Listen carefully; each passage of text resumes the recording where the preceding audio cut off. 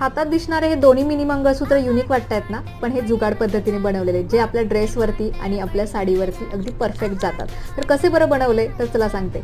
तर अशा पद्धतीचं एक कानातलं माझ्याकडे पडलेलं होतं. बऱ्याचदा आपले कानातले हरवतात, एकच राहतं, तर तशाच पद्धतीचं हे एक होतं. तर त्याची मागची जी दांडी आहे ना ती मी काढून टाकली, जी इझिली हाताने आपण काढू शकतो. तर अशा पद्धतीचं माझ्याकडे मिनी जे मंगळसूत्र आहे त्याची माळ पडलेली होती, पेंडल खराब झालेलं होतं, त्याला मी हे जॉईन केलं आणि अगदी युनिक दिसतंय. ते ड्रेसवरती सहज जाईल. तर सध्याच रक्षाबंधन झालेलं आहे आत्ताच आणि भरपूर साऱ्या अशा राख्या आपल्याकडे पडलेल्या आहेत. तर त्याच्यातलंच एक राखीचं जे आहे मला डिझाईन फार आवडलं. मग त्याचे राखीचे धागे कापून घेतले आणि मधलं बघू शकता ते मोराचा पीस असल्यामुळे ना खूप सुंदर दिसतंय.